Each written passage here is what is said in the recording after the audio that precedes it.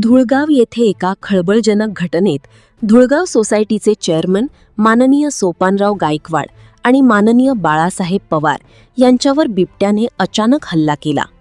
या जीवघेण्या हल्ल्यात दोन्ही शेतकरी गंभीर जखमी झाले आहेत. या घटनेमुळे संपूर्ण परिसरात भीतीचे वातावरण पसरले आहे.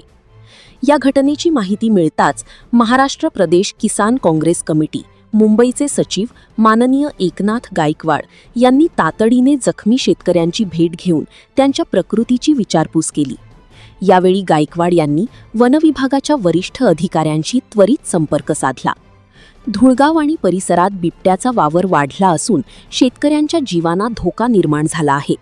वनविभागाने तात्काळ या भागात पिंजरा लावून संबंधित बिबट्याला जेरबंद करावे अशी आग्रही मागणी त्यांनी केली.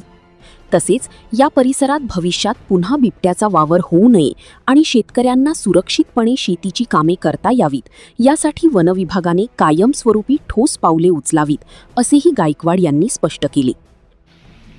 धुळगाव येथील धुळगाव विविध कार्यकारी सोसायटीचे माजी चेअरमन सोपानराव गायकवाड आणि बाळासाहेब पवार या दोन्ही शेतकऱ्यांना धुळगाव येथील वन विभागाच्या बिबट्याचं या ठिकाणी संचार सुरू आहे.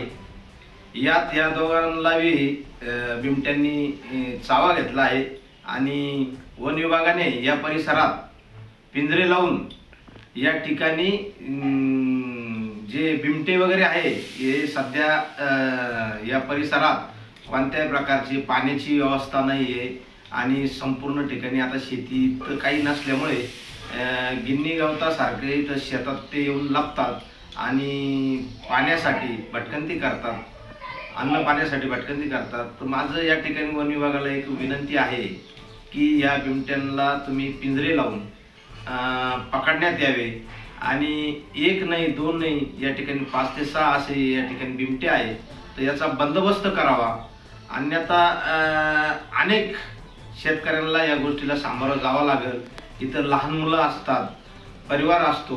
अचानक येऊन हल्ला केल्याने या ठिकाणी परिस्थिती गंभीर होऊन आणि शेतकऱ्यांवर हल्ले झाल्यास या ठिकाणी शेतकऱ्यांवर वन विभागाच्या अधिकाऱ्यांच्या हलगर्जीपणामुळे या ठिकाणी शेतकऱ्याला या हल्ल्याला सामोरं जावं लागतं आणि शासनाने या दोन्ही शेतकऱ्यांची दखल घेऊन यांना कोणत्याही प्रकारची पुढील उपचारासाठी अडचणी निर्माण होणार नाही याची दखल घ्यावी अशी या ठिकाणी मी या ठिकाणी दोन्ही शेतकऱ्यांच्या वतीने सांगू इच्छितो.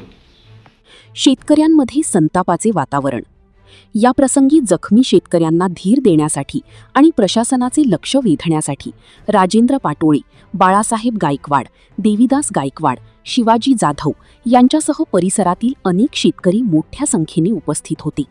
वनविभागाने या प्रकरणी तात्काळ दखल न घेतल्यास तीव्र आंदोलन छेडण्याचा इशाराही स्थानिक गावकऱ्यांनी दिला आहे.